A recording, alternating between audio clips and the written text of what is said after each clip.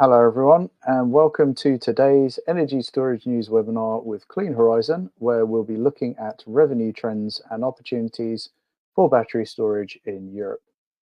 I'm Andy Colthorpe, Editor of Energy Storage News and Deputy Editor-in-Chief at Solar Media Publishing. The market for storage in Europe has grown significantly over the last few years.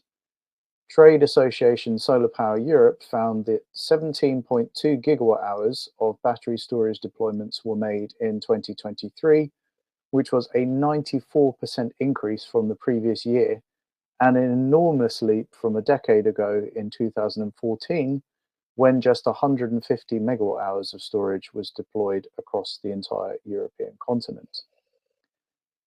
A few years ago, among European countries, it was only the UK that might be expected to see annual battery energy storage system, or BESS, deployments on a gigawatt-hour scale, but that dynamic has gradually shifted.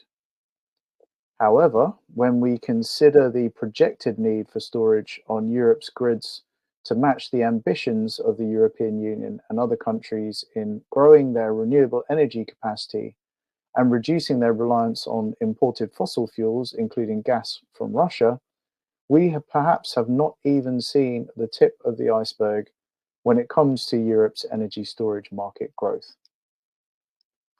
So I'm excited to be joined today by Clean Horizons experts for a market webinar with a little bit of a difference.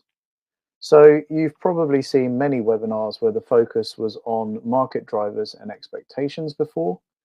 And those webinars are, of course, interesting and useful in their own right, and Clean Horizon can certainly help give us an understanding of the European market, or should we say European markets plural, from a high-level view. However, what we will experience today is a look under the hood, an examination and exposition of the methodology, models, and even machine learning that Clean Horizon uses to create price forecasts relevant to the BESS business case. We will hear about the assumptions Clean Horizon uses for price forecasting, creating bankable estimations of future trends, and an understanding of the depth of opportunities for batteries in various markets. We will also hear how Clean Horizon collects, cleans, and feeds data into machine learning models, as well as how it tests those models and its forecasts. We'll then be looking at some real-world examples of the battery storage market in action across key European markets and applications, including automated frequency restoration reserve, or aFRR. Joining us today from Clean Horizon are Michael Salomon, the company's president, Rachel Locquet, lead consultant, Anna Laura Poit, head of data, and Vitor Carvalho, senior analyst. Now, as always, interaction with you, the audience, is really important to us, and we want to hear your fantastic questions. So please put your questions for the speakers in the questions tab that you can see on the right-hand side of your screen, and we will try to answer as many as we can in the time allotted for Q&A at the end of the session. Now, we won't be able to handle all of the questions that come in, but we'll do as many as we can. And for any that we don't get around to answering, or that might be a little bit too, let's say, in-depth and detailed to answer conclusively, Clean Horizon will reach out to you and we'll be able to continue that conversation offline afterwards.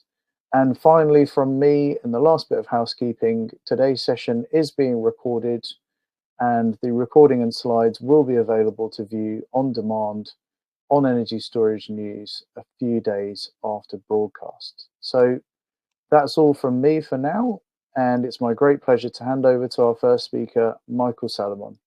Hi, Michael, it's over to you. Hello, Andy. Thank you for the introduction, and thank you to the Solar Media team for helping set up that webinar.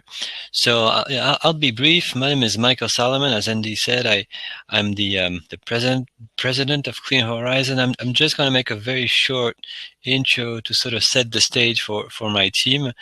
Please do not see this this discussion as an infomercial on our forecast product. It's not. Actually, what we try to do, as Andy said, is to okay, obviously conclude the talk by giving you some quantitative data coming out of our forecast on various European markets. But we also wanted to have our team explain to you how those forecasts are done, so that whoever listens to this talk and wants to get a bit of a hint as to where the numbers we forecast come from, at least he or she can get a little bit of substance on how this is made.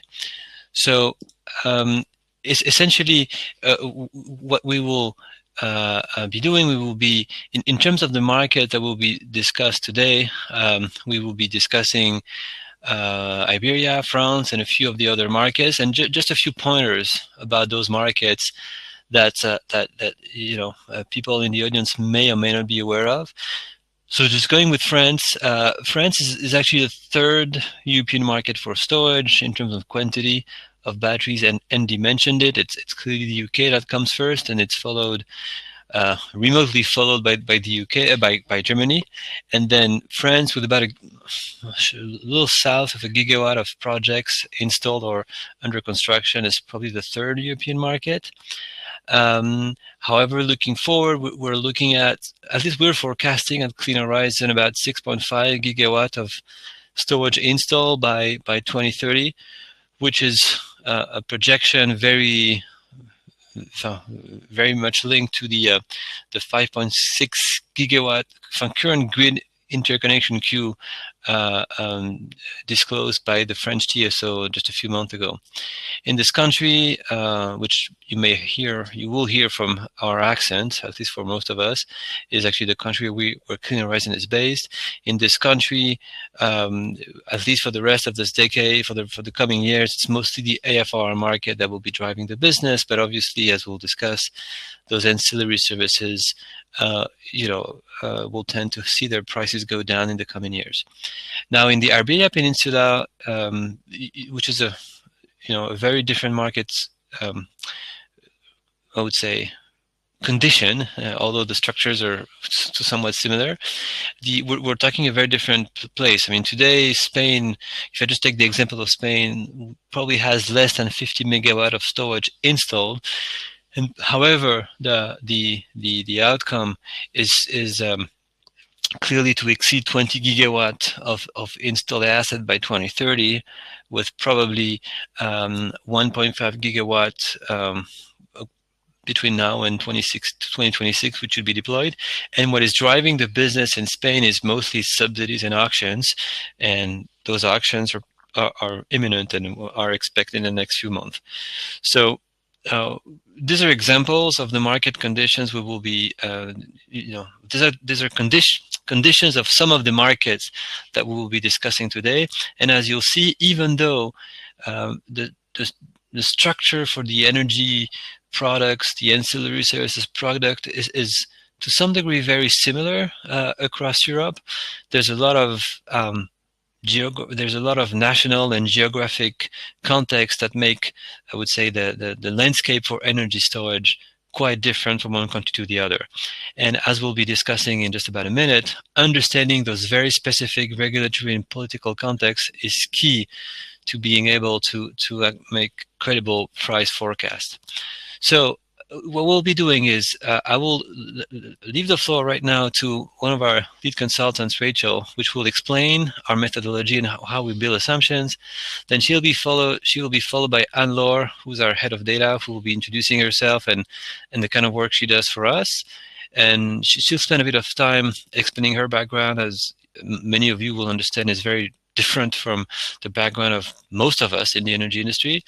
And then Vitor, who works in our team, will be presenting some examples of outputs and results of our price forecast. So in France, as I mentioned, in Spain, Portugal, and also in Belgium, if I'm correct.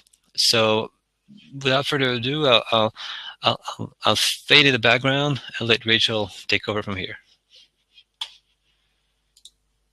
Thank you, Michael. Hello, everyone. So my name is Rachel Loquet, and I work as a lead consultant at Clean Horizon. My main activities involve market analysis and also price forecasts in European countries.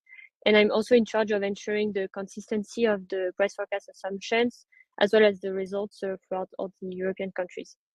And my focus today will be mostly on how we build our price forecast scenario assumptions, and also what conclusions we can draw from the price forecast that we have in some European countries. So to begin with, about the price forecast assumptions, so our price forecast for electricity and ancillary services are based on key assumptions, which have an impact on the electricity prices and also the ancillary services prices. So these assumptions that we use, they are generally derived from widely recognized sources, which include the TSO publications as well as the government publications. And these sources, they provide a solid foundation for creating bankable estimations of the future price trends. So the price forecast that we build, they encompass all the parameters that have an impact on the evolution of the electricity and ancillary services prices. So those assumptions include, for example, the evolution of the electricity mix, so the growth of installed capacity, both from production units such as solar, wind, hydro, but also thermal power plants and nuclear power plants. We also look at the evolution of the electricity demand, which has a strong impact on the electricity prices. And of course, we take into account the evolution of the commodity prices, namely gas and carbon tax prices, which have a significant impact on the peak prices of the day and so on the electricity market volatility. Additionally, forecasts for ancillary services would not be complete without taking into account the impact of batteries on the market prices. Therefore, a critical assumption of our price forecast is the deployment of battery storage on the electricity and ancillary services market and how it impacts those prices.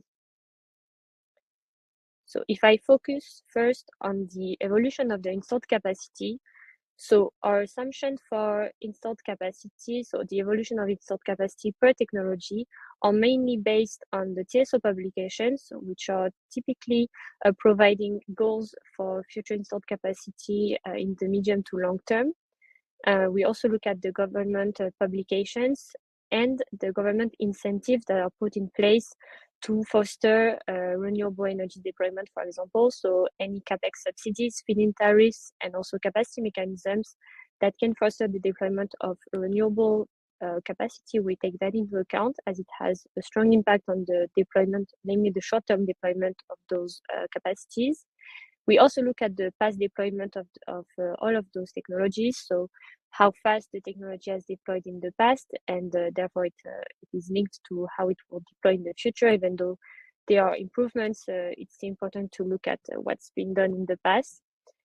And we work with a lot of stakeholders of the electricity world, and so we have feedbacks from our clients on our price forecast assumptions, but we also look at industry reports, which are very insightful to know what's the industry view on the TSO objectives and also government objectives. So that's also something that we look at. Now, when we have forecasted the installed capacity per technology, we must know how much electricity those technologies are actually going to produce to know what the electricity mix will look like. So in order to build the future electricity mix in the country, so hour by hour, knowing how much power will come from renewables, how much power from nuclear, thermal, hydro, etc., we need to know how much wind turbines are going to produce for each hour. So we use weather scenarios, which are typically based on the historical weather data. That's very important, especially for wind and hydro. They produce various amounts of electricity depending on the years. So it's an important assumption in our price forecast to make sure we take into account various weather data. so that it's representative of what it's actually going to look like. And we also look at the nuclear availability scenarios, as nuclear doesn't produce the same amount of electricity all year round, and there are periods of lower availability. So that's also accounted for when we build the electricity mix. And so this step is really critical to understand what percentage of electricity will be provided by renewables, and therefore how reliant also the country will be to imports and thermal power plants, and what will be its exporting capacities. So that's very important when we forecast the electricity prices in France, for example, to understand what's happening in the neighboring countries, if they have exporting capacities, if they need more electricity. So that's all accounted for in our price forecast modelization. And finally, my third focus for the price forecast assumption is the deployment of energy storage. So this is a key step when we forecast ancillary services prices, is to understand how fast storage is going to deploy on each of those markets. Because as we have seen in countries where there's already a lot of storage, like in the UK, energy storage has a strong impact on the ancillary services prices. And so we must take that into account when we build price forecasts for ancillary services. So to do this, so to build this scenario for energy storage deployment, we use first publicly available data, which we have in our in-house database CHESS. So we can know what is the storage that's currently installed, how much is under construction, and how much is announced. So those are the data that are public. We also use the data which is published by the TSOs, so about the grid connection request, if that's available. That gives us great insights into the interest of the stakeholders for storage in the country. We also look at the historical deployment rate, as we do for renewables, to know how fast storage has deployed in the past in the country.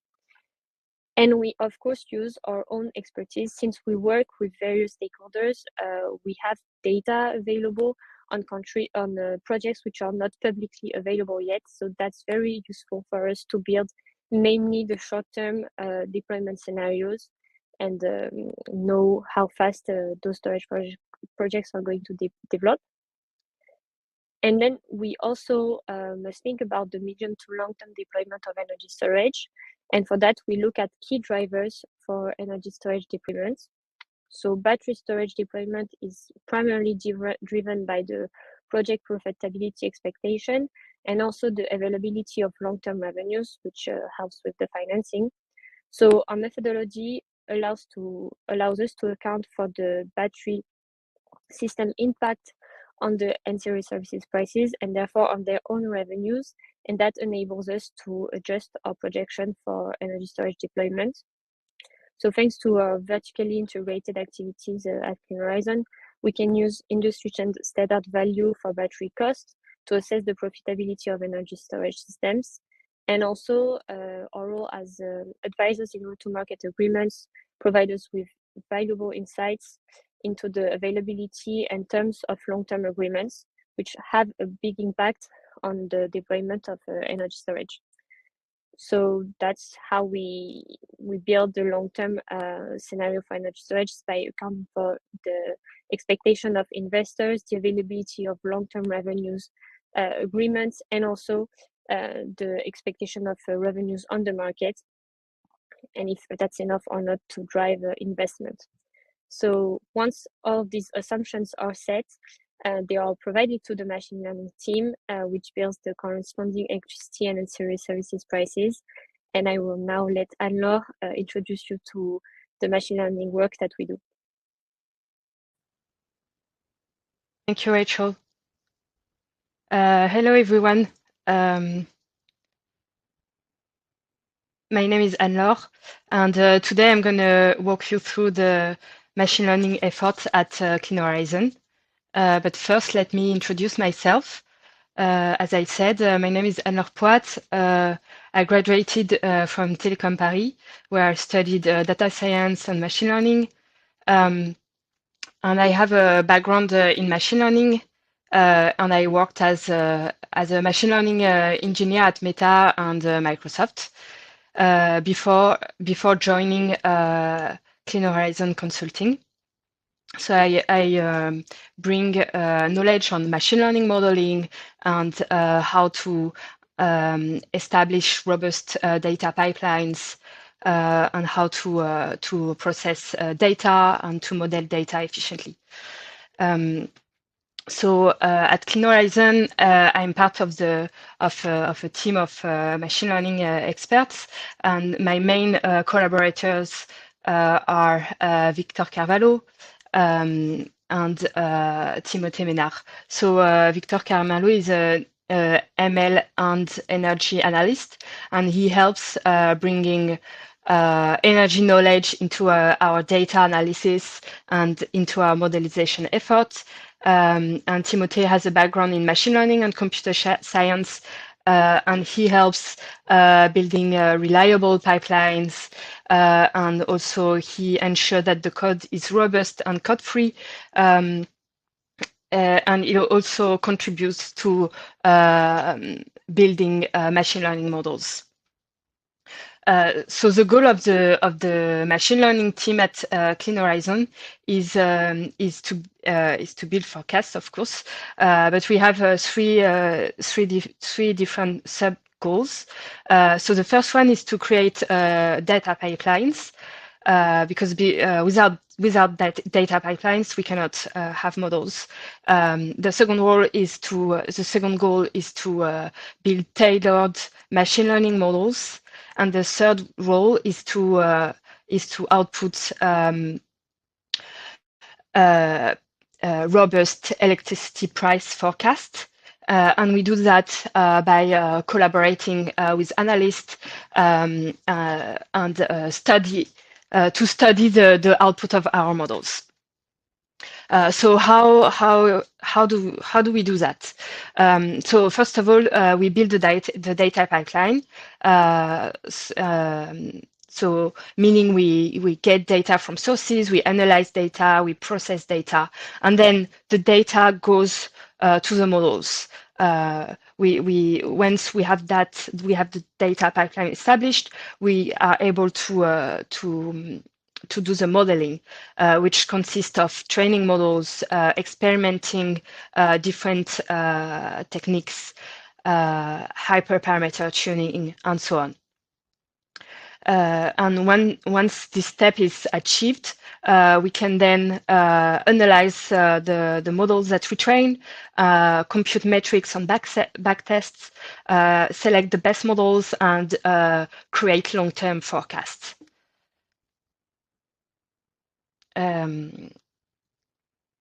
Okay, so I'm going to talk now about the data pipelines. So before entering the model, we need data. So we get data from data sources, such as the TSOs from different countries, the commodity suppliers, and we use the data of production and the data of maybe related markets. We find the impactful variables from the different sources, and we collect that into our pipelines. Once we have gathered the data, we can proceed to data analysis, which consists of finding insights into the physical data and prices. Then we find price formation information, for instance, through the anonymous bid list. On the right-hand side is an example of the kind of data analysis that we do. So here you have plotted the annual wind production distribution and the annual solar production distribution. So you can see in this graph that there is a 30% difference in the yearly renewable production. So it means that we need to have a depth of data of many years in able to train our models. The other graphs shows the different weather data that are plotted that we can. So we take the many years of historical data and we can link it with the historical price. So we can find the impact of those variables on the prices. So this is an example of data analysis. And once we have done that, we can do data engineering. So data engineering means preparing the data for the model to consume them. So one thing that we do is we transform the time series into tabular data for the model to be able to consume them. We also create meaningful variables and so on. Another example of data manipulation that we do is sometimes we have access to anonymous offers, so we can modelize. Sorry.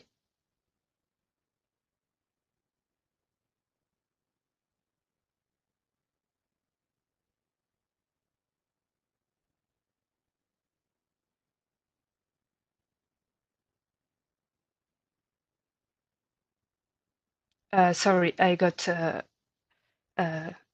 cut off. So we can modelize different electricity prices for different level of penetration. And with all this information, it's then possible to assess the depth of the market and estimate future prices accordingly.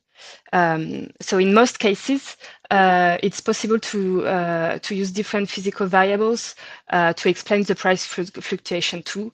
So those variables are, for instance, interconnection flows, net demand, day of the week, renewable production, maintenance stop for thermal power plants. Okay, so now that we have the data ready, we can talk about the models. So at Clean Horizon, we use different kind of modeling techniques. We can categorize them in 3 different parts. So we used time series statistical models. We use classical machine learning models, and we use deep learning models. So what are those different techniques? So the time series statistical models predict data points that are order over time, and they capture temporal dependency, trends, and seasonality. Machine learning models are algorithms that automatically learn data and relationship from data using optimization methods to minimize the prediction errors. Deep learning is a subset of machine learning, and it's models that use neural networks with multiple layers. They are deep architecture, and those deep architecture enable them to automatically learn and extract patterns from complex data. So here on the slide on your left hand side, you have, I wanted to show you an example of what training a machine learning is, training machine learning model is. So you have, of course it's mock data, and it's 2D data, so it's very simplified, and in real life it's not like that. The data has much more dimensions, and it has much more noise, and it behaves more naughty. So here you have the data points as a blue crosses, and what the model want to do is to get as close as possible to the data points while staying with the same shape. Like for instance, the shape of the model here is kind of a curve. Like you can guess it's a polynomial. So we are trying to get as close as possible to all of the data points, and this. And by doing this, we extract the pattern underlying the data. So doing this, getting as close as possible to the data points is possible thanks to optimization algorithm. Okay, so now that we train the model, so this phase is called model training. So once the model is trained, we want to test it. We want to know how good our model is. So to do that, we test it, and more precisely, we backtest it. So what is backtest? So backtest is setting aside part of the data set before training, so that the model doesn't see this data, and then we output we do inference. We are trying to we run the model on this data to see what the model will predict on this data. So we have a predicted price, and we compare it because it's historical data. We are able to compare it to the real the actual price. So here you can see on your left-hand side, you have the blue line, which is the training data, the data that we use to train. And then we have the backtest data here. And you see the red dotted line is predicted price, and the green dotted line is actual price. So you can see how well it was able to mimic the actual price. So you can see it visually, but you need a number. You want a number. You want to rate your model so that you can compare them. You can have an idea with the literature, for instance. So you use a metric that is called RMSE. So on the left-hand side, it's an example of RMSE. So the RMSE is actually you sum the error, which are the distance between the point of the true price and the price that your model predicted. So you sum this distance, and you take the square root, and it gives you one number for one model, and then you can compare all your models. So that's it. And now my colleague Vitor is gonna walk you through some example of price forecast. Hello, everybody. Thanks, Anne-Laure. So my name is Vitor Gial de Carvalho. I work at Clean Horizon for 3 years as market analyst and data scientist. As data scientist in the forecast team, I provide both views as energy and data specialist. As energy analyst, my country of focus is Belgium, which is one of the countries that will be showcased in the following slides, together with Germany, France, and Portugal. Okay, so just to give you a few examples, so this slide is showcasing the day-ahead prices trends in 4 different countries. Okay, so Belgium, France, Germany, and Portugal. The left-hand side of the screen, you can see 2 different graphs, one showcasing the average day-ahead prices, and the other one with the daily spreads.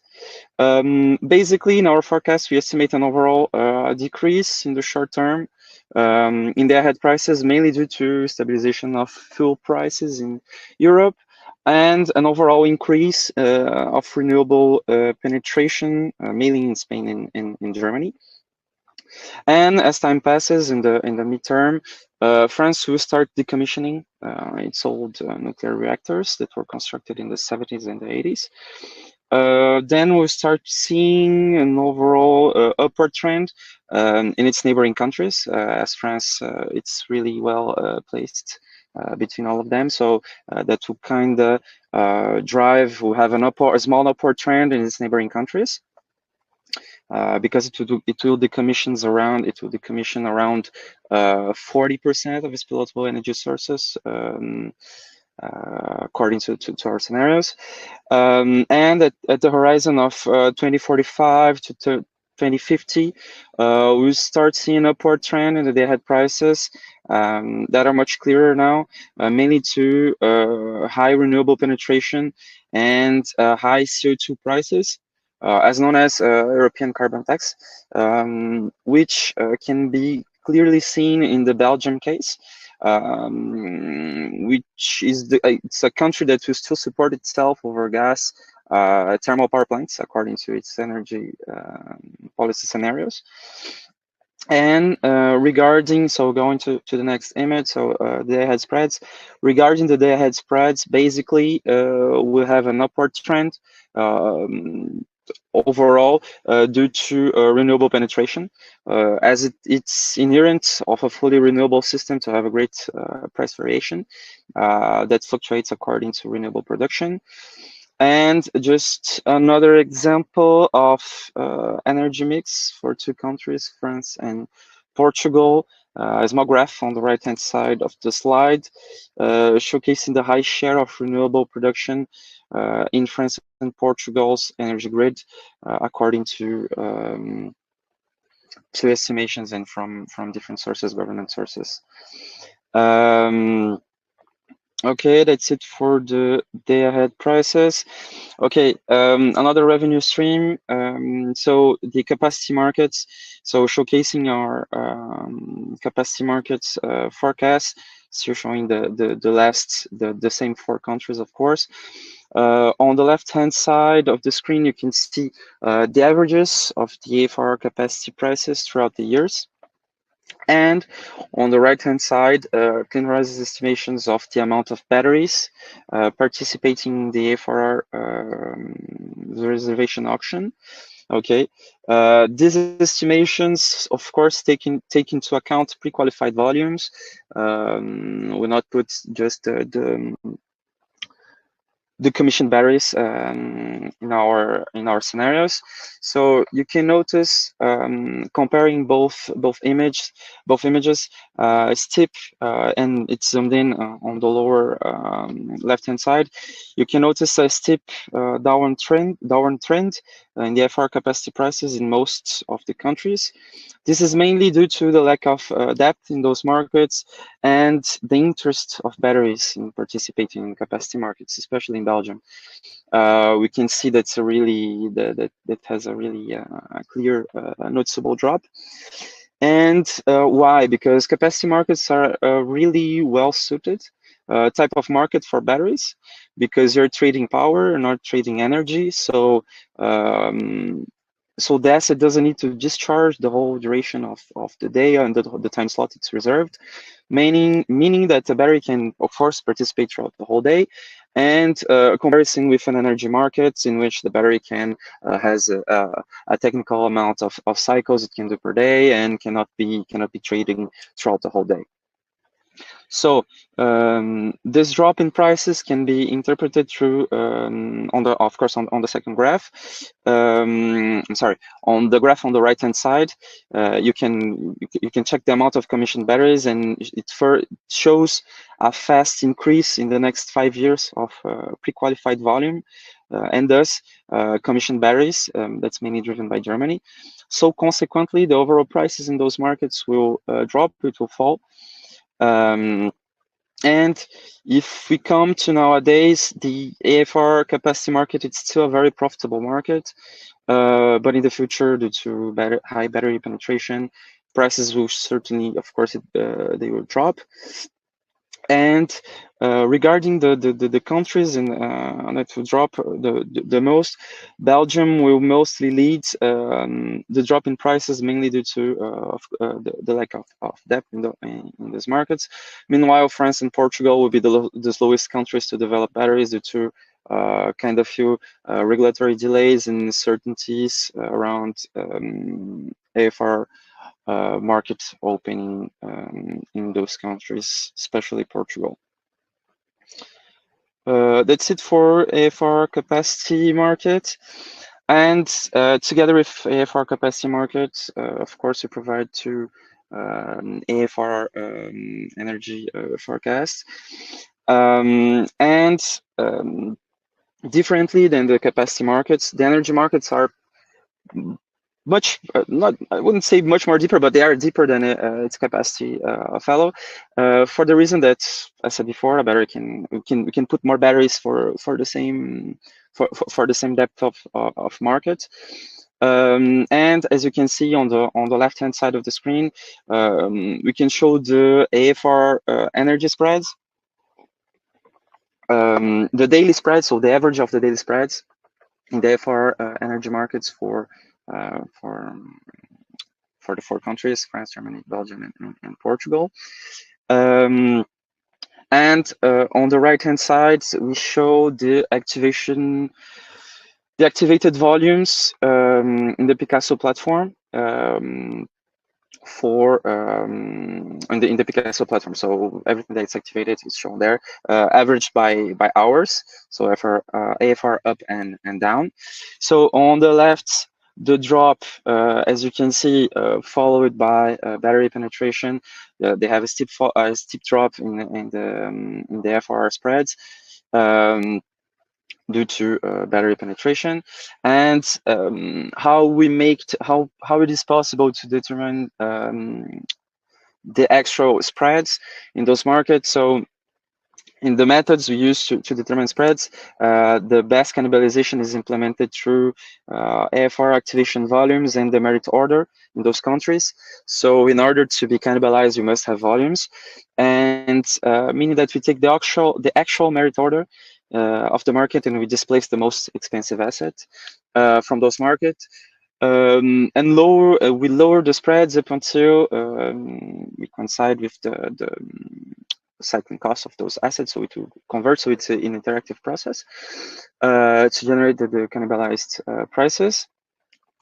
And on the right, you can see the graphs showcasing the variations of activations throughout the year, noticeably February and August, and the roles of the seasons in our forecast too. So notice, especially in August, with high volumes being activated during solar hours. Okay, so these graphs showcases that. In our methodology, for example, the month of August can retain more assets than the month of February, and so on. So yeah, that's it for me. Thank you guys for attention. I'll pass the word to Rachel now. Thanks, everybody. Thank you, Vitor. So in the end, one of the goals of the price forecast exercise is to compute the revenues accessible by energy storage. So in-house, we use our tool, which is called Cosmos, which is a cross-market optimization tool to evaluate the revenues that energy storage can generate based on the price forecast. So the tool that we have here aims at being realistic and not overestimating the revenues that can be generated by energy storage. So it calculates each day the revenues that are generated by energy storage by mimicking what an aggregator could do on the markets. So for example, it takes into account the lack of short-term predictability of prices such as aFRR energy, mFRR energy, and also intraday, so that we make a realistic estimation of what the revenues on those markets can be. So the tool works in two main parts. So first, we have an optimization that is performed with the markets that are open the day before the D-Day. So for example, day ahead, aFRR capacity, and FCR. So for this, the tool makes an optimization of the positions on those markets using the price forecast, the technical requirements of the battery, so degradation, state of charge limitation, efficiency, and also the market rules. So any rules for pre-qualifying the asset on the ancillary services market is accounted for. And then the code dispatches the asset on the aFRR energy and mFRR energy markets to estimate the revenues that can be generated on those short-term energy markets. And to do that, we use thresholds, so bids that are placed on those markets, which are based on the past 30-day distribution of the prices. And that way, we make a realistic estimation of the revenues, which don't assume that we can know in advance what the prices on those markets will be, because it's very difficult to know, for example, at the beginning of the day, what will be the prices of the aFRR energy at the end of the day. So that's not something that we overestimate on Cosmos. And our tool performs this kind of optimization every day for the entire lifetime of the battery, so that we have a realistic estimation of the revenues of the battery throughout its entire lifetime. So this slide aims to show you some key conclusions of the price forecast that we do in Europe. So I said the main goal of forecasting electricity and ancillary services prices is to be able to estimate how much energy storage can make how much revenues energy storage can make, and estimate its profitability. So it is crucial to forecast electricity and ancillary services prices to understand the storage business case, because the revenue structure of energy storage evolves very rapidly, as we have already seen it happen in the UK. So even though today in France, for example, secondary reserve is the highest revenue source, it might not be the case in the future, as we cannot say that ancillary services prices tend to be stable over time. So if we look at some example in key European countries, the current business case is mainly focused on ancillary services, with the majority of the revenues coming from secondary reserve, both reservation revenues and activation revenues. However, as this market saturates, as Vitor just showed you, the most profitable market won't be secondary reserve every day anymore, and therefore the revenue mix will be more and more diversified, with more and more revenues coming from day-ahead, intraday, and tertiary reserve, which will make a bigger portion of the revenues in the future, as you can see on this graph. So an important conclusion here is that batteries truly need to be flexible and be able to operate on various markets, and cross-market optimization will be more and more important to make sure that the battery captures the highest revenue every single day, even when the ancillary services markets won't be as profitable anymore. So maybe a few key points, key conclusion points on this webinar. First, the goal of the price forecast exercise is really to provide bankable estimations of the future revenues of energy storage. And that's why our assumptions are mainly based on recognized sources and which are accepted. Also, building qualitative price forecasts requires a deep understanding of the markets, so that we can select the most adapted machine learning models and also evaluate them effectively using the appropriate metrics. Another key point is that building price forecasts at the market granularity like we do, and also for each available market to energy storage, is key to be able to properly estimate revenues that can be generated by battery and not underestimate them. Also, route to markets are moving to cross-market optimization to ensure that they capture the most value on the different markets of energy storage, and that's also something that we have to do with Cosmos, and that we do, so that we can really evaluate the future profitability of energy storage, because essentially European storage system will be moving from a business case which is mostly reliant on ancillary services to a business case which is more and more reliant on electricity markets such as day-ahead, intraday, and balancing mechanism. So that's important to estimate properly those revenues as well. And so also estimating those revenues is crucial to properly size the battery and optimize, for example, the cycling constraint, which will be which has to be chosen properly based on the estimation of the future revenues. So that's it. Thank you very much for listening to us. And I'll let Andy conclude. Fantastic. Thank you so much, Rachel. And yeah, thank you, Vitor, Anna-Laura, and of course, Michael. Great talk, I think. And that's evidenced by the huge volume of great questions we have. And we've got just over 10 minutes to try and answer at least a few of those. So let's dive straight in, I guess. And you know what, Michael, I'm going to give you a nice, easy one to start with. Thank you. Not sure why, but why not? Why not? So Ignacio, thank you for your question. Ignacio asks which the focus countries are for Clean Horizon, and additionally, if you have experience and data available for Spain. But I think, yeah, just which countries does Clean Horizon focus on, and you know, what's kind of yes, true. Actually, I promised I wouldn't do an infomercial, and I forgot to mention that slide. I don't know if I can still access the slide. If I can, I'll show. But basically, those forecasts. If the presentation comes back up, I will show. Oh, thank you. That was quick. There you go, Ignacio. There it is. So.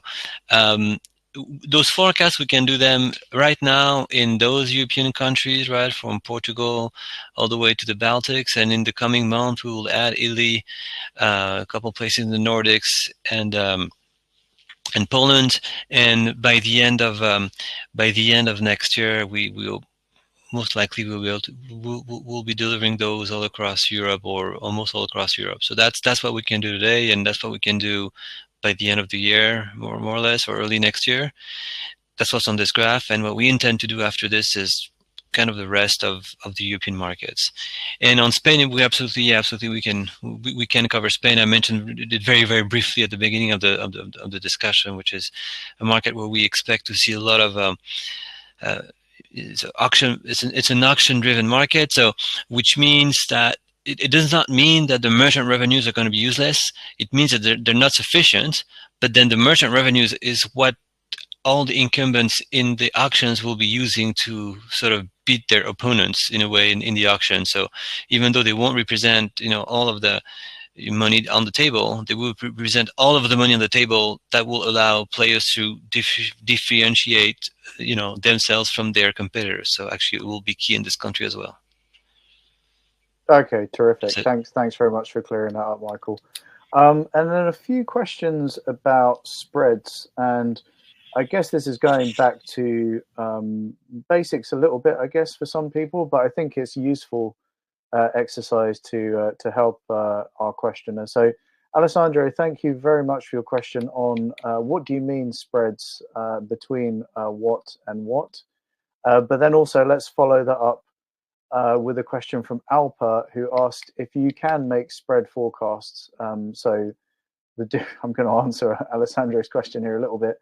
The difference between the highest and lowest hourly prices within a day. So I don't know who wants to take that one from Clean Horizon side. So very brief explanation of spreads and whether you can make spread forecasts and how.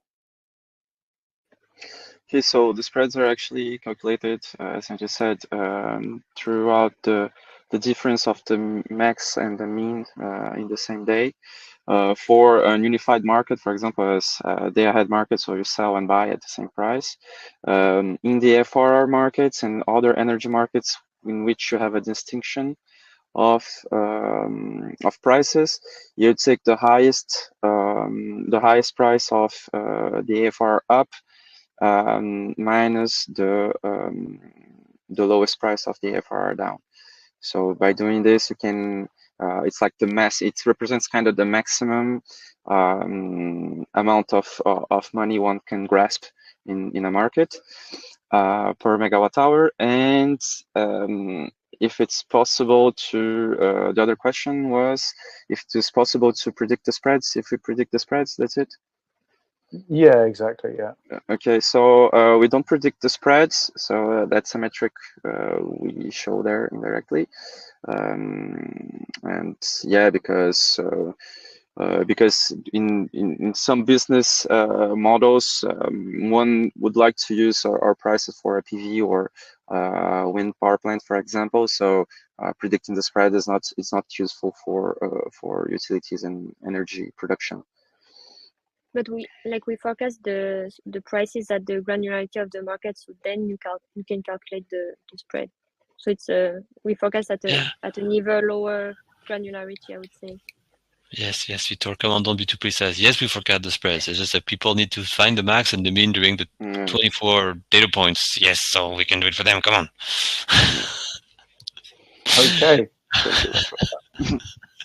So, all right. So more questions on methodology, and I think everyone really appreciated, I guess, the look behind the curtain, if you will, of what really goes on in compiling these kinds of price forecasts and market outlooks. So Rafaela asked, thanks for your question, by the way, Rafaela. I wanted to ask if machine learning models are used to forecast both day-ahead prices and ancillary services prices. And I'm going to take a wild guess that this will be a question for Anne-Laure, I guess, or yeah. Yes, we do forecast day-ahead prices as well as aFRR energy prices, aFRR capacity, prices, FCR, MFRR, and intraday prices when it's available. We use different models for the different markets, and sometimes we use output from models to feed into the models modeling the different markets. Okay. I'm just wondering, this isn't an audience question, but I'm just wondering, like, before machine learning, what would have been the ways to try and make some of these sorts of estimations, and how does kind of machine learning compare in terms of accuracy? I'm guessing that the accuracy is much better now, but yeah, I just wondered if there's any thoughts on that you can share, or not, I guess.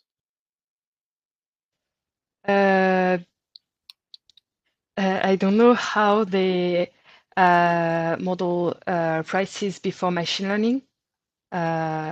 I imagine that, statistics is quite an old field as well, so maybe they use statistical methods and maybe some kind of extrapolation techniques. Yeah, the other way to do it, which is more advantageous, and which we're not resorting to, is production cost modeling, where basically you have a model for the demand like all across Europe, and you have a model like you know all of the power plants in Europe, and you try to, for every hour, you try to cross the offer, and you try to match, like you recreate the merit order just like what the utilities do, and you compute what is the so-called the marginal, so the final power point that needs to be turned on to cover the demand at that specific hour. And if you have a good assumption for the fuel price, then you can do it. The advantage of it is it's pretty self-explanatory. Look, the price comes from that power plant in Germany or this power plant in Spain and whatnot. So there's no crystal ball in a way. However, this kind of model completely fails to, in our opinion, to predict whatever happens between, like, at very low granularity, and whatever happens when there's it fails to model the main thing that matters for storage, which is the so-called ancillary services. So what happens at very, very short time frames, or what happens due to inequalities between load and production. So that's why when we move to price forecasting, we decided we would go straight on to machine learning in order to be able to predict all of those very those volatility, whatever happens between within the hour, which is where storage makes most of its money, essentially, as of today at least. I hope I'm answering this in a compact manner. Yeah, no, interesting explanation. So yeah, sorry, I kind of wanted to get into another discussion around that, but I think we have to move on, because I do find it really interesting, but got lots of questions here. So Daniel asks, and thanks for your question, Daniel, what's the reasoning for the Belgium aFRR prices to increase over the long term? I guess, Vitor, this was part of your presentation, but of course, if anyone else wants to also kind of help answering that. So we see, I guess, to put it simply, there's different dynamics behind aFRR, activations and prices in those different countries. So I don't know if you could just give us a few words on Belgium and how that kind of compares to some of the other markets you look at. Andy, I lost the beginning of your question, sorry. Oh, right, sorry about that. So Daniel asked, what's the reasoning for the Belgian aFRR prices to increase over the long term? So seem to recall the little yellow line trending continuously upwards, more or less. Yes. So basically, the aFRR they have a hiring trend, because in our methodology to determine the prices after cannibalization, actually we take the day ahead as a metric too.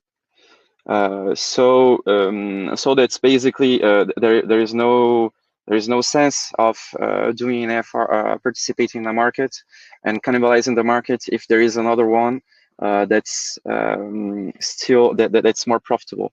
So actually, the slides regarding the aFRR capacity and energy markets are kind of linked to the results from the day ahead too. So we take the day ahead as it's a global standard in which there is no sense of having a market that is less profitable than the day ahead.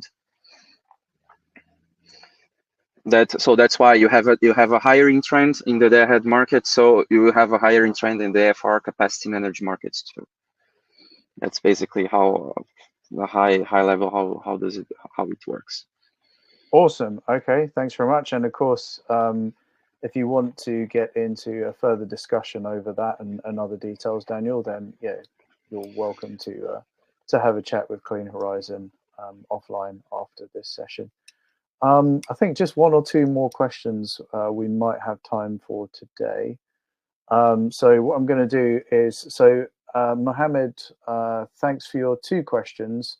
And I'm going to try and ask both of these because I think they're quite related. But for our speakers, if it feels too awkward to try and answer both these questions in one go, be like a politician and just answer what you want to answer, I guess. So Mohammed asks, can we also add the impact of declining battery costs and the adoption of energy storage systems, the effects of those into the modeling?